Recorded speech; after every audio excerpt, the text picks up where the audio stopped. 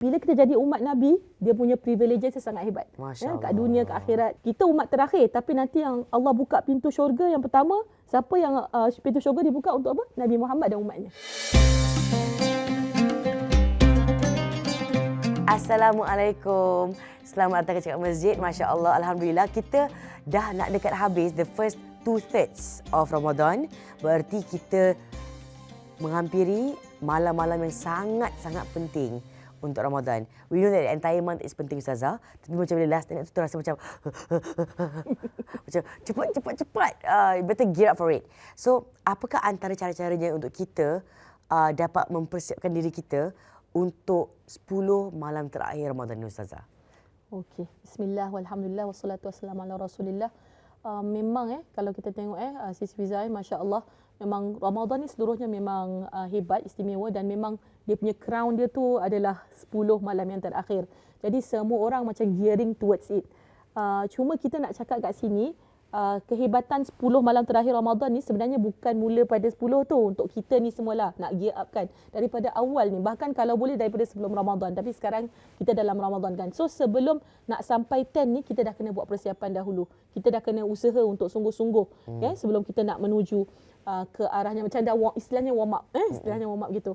Jadi contohnya antara amalan yang boleh kita lakukan secara konsisten dalam bulan Ramadan, despite our busy schedule. So kita semua memang sibuk lah ya. Semua orang sibuk. Jadi malam balik dah buka, kadang dah penat kan.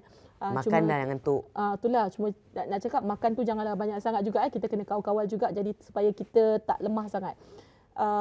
So antara amalan yang nampak macam simple, nampak macam sikit, tapi sebenarnya sangat hebat, subhanallah, yang kita boleh sama-sama istiqamah, konsisten kita buat daripada sekarang ni. Betul-betul lah, maksudnya sebelum 10 terakhir ni, dari sekarang kita buat. Jangan tunggu 10. Sebab apa? Bila dah biasa buat, adalah bisa tegal biasa, insya-Allah dia akan mudah. Dia akan jadi senang untuk 10 malam terakhir tu. Kata orang tak ada apa-apa lah. Satu amalan iaitu solat isyak berjemaah. Jadi kalau boleh kita sama-sama dengan ahli keluarga ke, dengan kawan ke, dengan members, kita boleh solat isyak berjemaah dulu.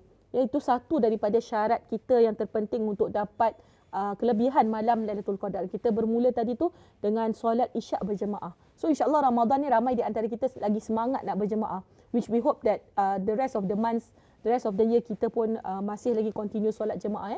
Tak kira lah apa yang kita mampu. So solat isyak berjemaah, and then kita tutup nanti pagi tu dengan solat subuh berjemaah. Kerana apa? Kerana ada sabda Nabi SAW yang berbunyi, man sallal isya fi jama'ah fa ka'annama qama nisfal laili wa man sallal subha fi jama'ah fa ka'annama sallal laila kullahu. Sesekali kita dengar bahasa Arab sebenarnya bahasa Arab bahasa yang indah masya-Allah.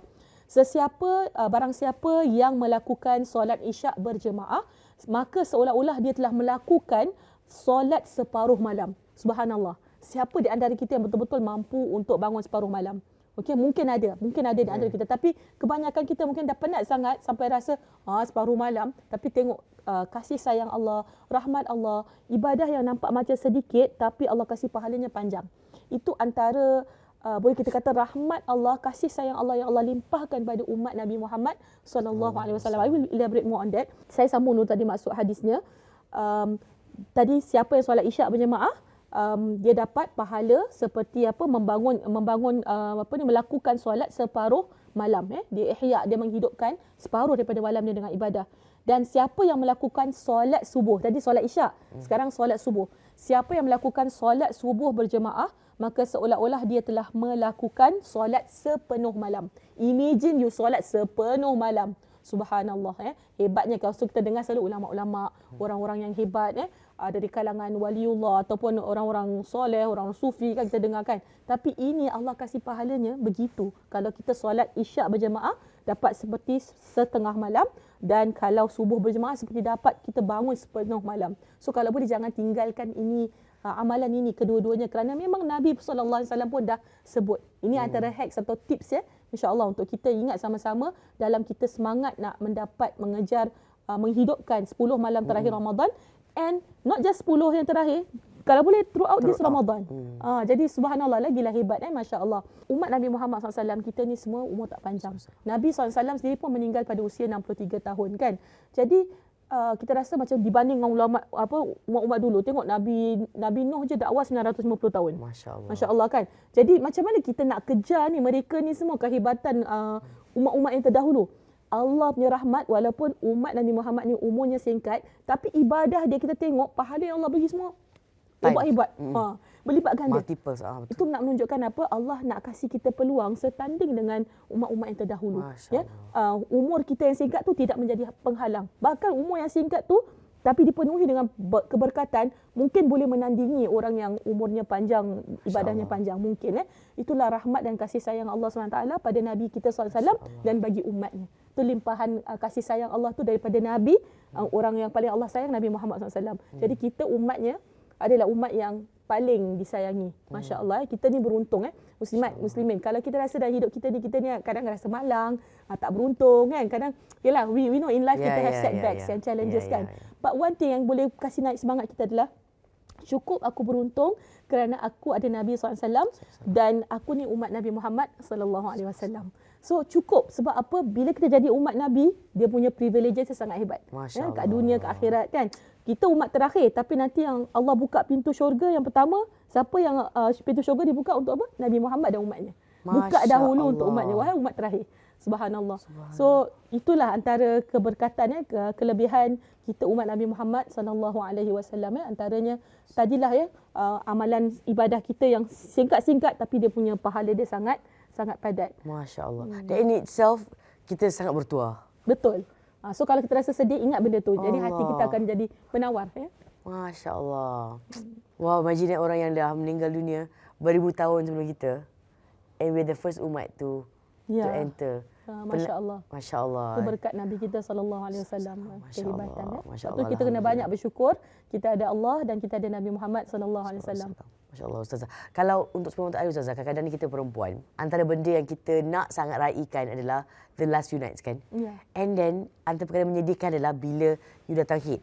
You rasa macam I nak raikan the last few nights. Because it's very, kita macam suka nak celebrate dengan ramai-ramai, dapat beritahu ramai-ramai dengan keluarga. So bila you tak dapat, you rasa terkilan. Jadi itulah, saya pun pernah merasai yang sedemikianlah. Siapa di antara kita yang tak pernah rasa? Immediate lah kan, kalau kita tak rasa sedih, kita tak rasa frustrated kan, especially orang yang dah pukul 7:22 dah nak azan kan, tapi dia dah rasa huzur nak datang kan. Tapi kita ingat gini, muslimin, satu, kita nak kena banyak bersangka baik dengan Allah. Kalau Allah dah kasih kita go through sesuatu tu, pasti ada hikmahnya. Takkanlah Allah tak pandang kita punya puasa, kita punya struggle, kita penat. Memanglah dari sudut hukum kita kena bayar balik puasa tu kan, memang tak kira hari tu tak kira lah kan puasa dia kan. Maksudnya kena ganti balik. Tapi sudut kita punya struggle, kita punya dah usaha tu, pasti ada pahala. Tu satu. Kemudian kita nak cakap, kita ingat kita sedih kan. Alah, tak dapat puasa, aku miss out. So kita punya fear of missing out tu kan, FOMO tu kan. So orang lain semua dah memang dah accelerate ni, dah 10 malam terakhir, kita tiba-tiba macam ada setback gitu kan. So dia begini, kita ingat bila Allah letak kita dalam keadaan yang tak boleh berpuasa pada waktu itu, kita redha, kita terima. Oh, ini memang Allah tentukan untuk aku tidak dapat berpuasa. Aku taat ya Allah dengan perintah-Mu. Aku tak puasa ya Allah. Ini suatu ibadah. Itu sendiri je dah dapat pahala. Masya-Allah. Subhanallah. Kita kadang tak nampak benda tu. Kita nampak mesti puasa dapat pahala. Kita tak puasa kerana mentaati Allah. Allah kata orang uzur, iaitu orang yang datang haid, nifas, tak boleh puasa. Kita kata ya Allah, ini perintah-Mu, aku taat ya Allah. Itu pun dah dapat pahala. Bayangkan itu satu pahala, kemudian nanti kita qada, kita pun dapat pahala juga. So jangan kata orang tu risau dengan rahmat Allah, risau of fearing, missing out kan. Jangan. Ya, Allah Taala tentukan semua ada kebaikan dia untuk diri kita. Allah tak pernah nak pandang ni bagus, ni tak bagus kan. Semua orang ada struggle dia, semua jalan pada kemampuan dia, ikut kemampuan Itu yang hebatnya. Jadi rahmat Allah ni tidak terhad kepada orang yang berpuasa sahaja. Rahmat Allah ni untuk semua. Ya, masya-Allah taala. Tak terfikir dapat pahala. Sebab to be honest, saya tak suka untuk nak banyak-banyak puasa saya. Macam I nak puasa dalam ramai. Lepas tu kalau tak puasa dalam ramai, nanti ada orang yang tak puasa, nanti dah tak dapat dalam ramai. Akan bayar balik pula tu. But now that you said it, kita dapat double pahala. Satu mentaati Allah Subhanahu Wa Taala, dan you rasa macam you're doing it for Allah. Yeah, correct. And then bila balik juga untuk Allah. Yeah. So like wow, Allah gives you the opportunity untuk multiple times mendekatkan diri you kepada Allah Subhanahu Wa Taala. Betul. Masya Allah, Masya Allah. Kita nak kongsi juga sedikit insya-Allah. So kalau orang tu contoh kata saya tak boleh puasa, so saya nak buat apa? Kan? Jadi banyak lagi amal ibadah yang kita boleh lakukan, seperti contohnya kita siap sediakan berbuka kan, kita tahu pahala orang yang sediakan orang yang berbuka tu dia dapat pahala seperti orang yang berpuasa tu. Subhanallah. You tak puasa, you dapat pahala macam orang puasa. Subhanallah. Lagi nampak kan Allah nak kasih tu hebat. Allah tak pernah kalkulatif dengan kita. Kita yang selalu kalkulatif. Kan dalam nak beribadah, dalam nak buat apa pun. Kemudian kita boleh zikrullah, zikir.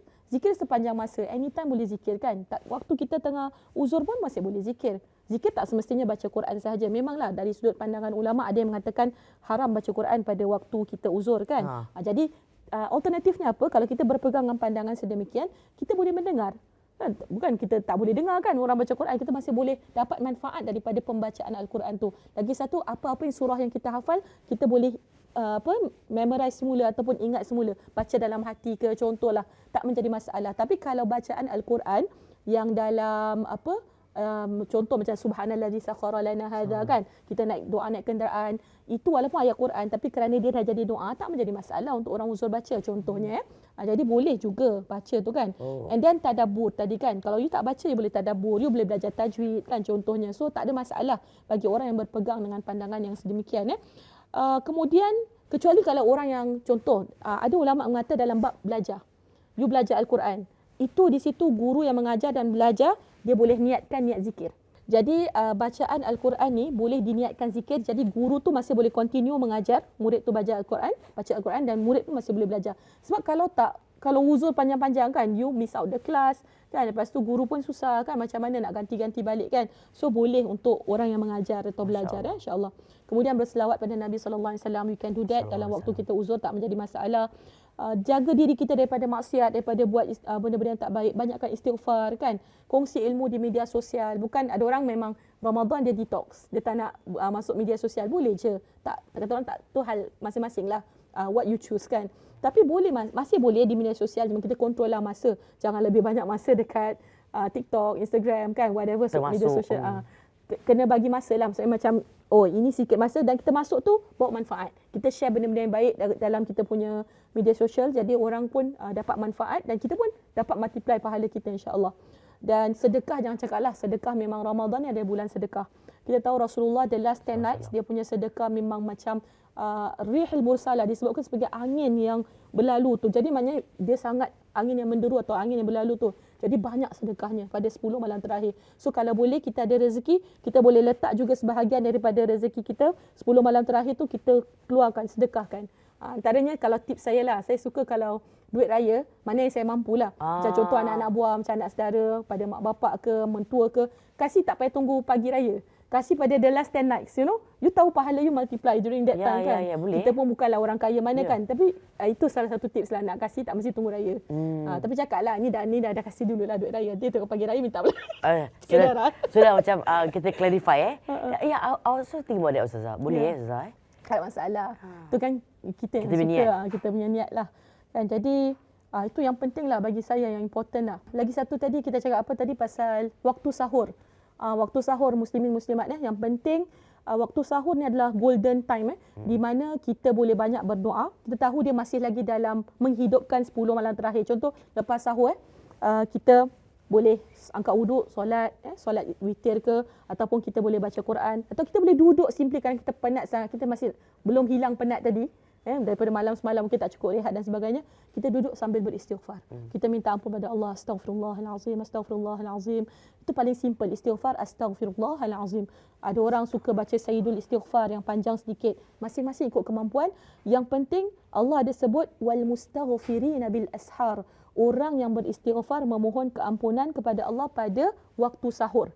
Jadi salah satu daripada hikmah kita sahur pada bulan Ramadan ni, pada waktu tu ada waktu yang Allah tentukan digalakkan sangat orang-orang beristighfar. Dan ini memang disebut dalam Al-Quran dalam surah Ali Imran ayat 17. Allah sayang, antara orang yang Allah sayang tu orang yang beristighfar pada waktu sahur. So kita patut rebut peluang pada waktu sahur tu untuk beristighfar. Kadang sambil makan pun, yalah kan sambil tunggu-tunggu tu kan kita istighfar juga. Jadi sangat-sangat hebat waktu sahur tu lah dalam menghidupkan 10 malam terakhir.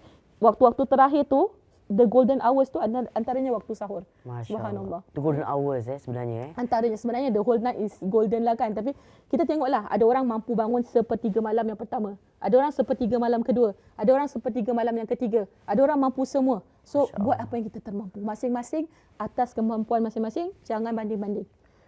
Sebab ialah hanya you yang tahu apa yang you mampu kan. Buat yang terbaik seikhlas yang mungkin. Itu yang bagi saya yang sangat penting lah.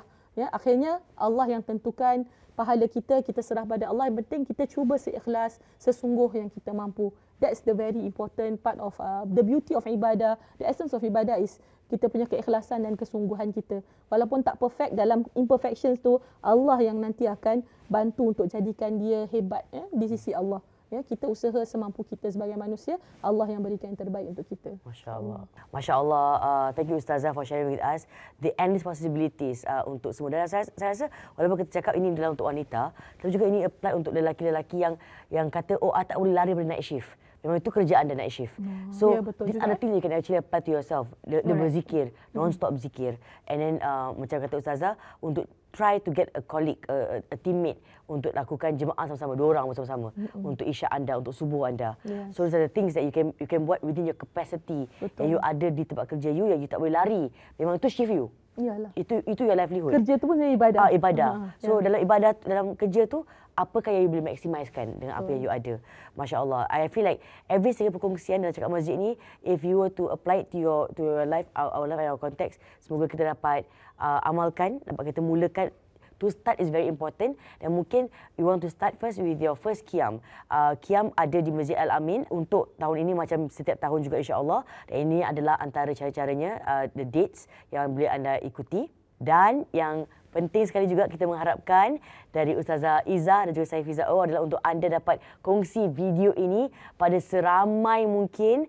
Kita mengharapkan ramai yang dapat memanfaatkan apa perkongsian Ustazah Izzah untuk kita dapat betul-betul manfaatkan 10 malam terakhir untuk Ramadan, sebab kita tak tahu apakah nasib kita untuk yang mendatang.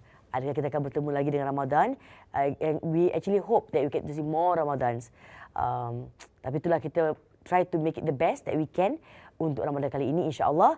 Like, komen dan share Cakap Masjid kali ini, episod istimewa kita dengan Ustazah Izzah Kamsani. Assalamualaikum.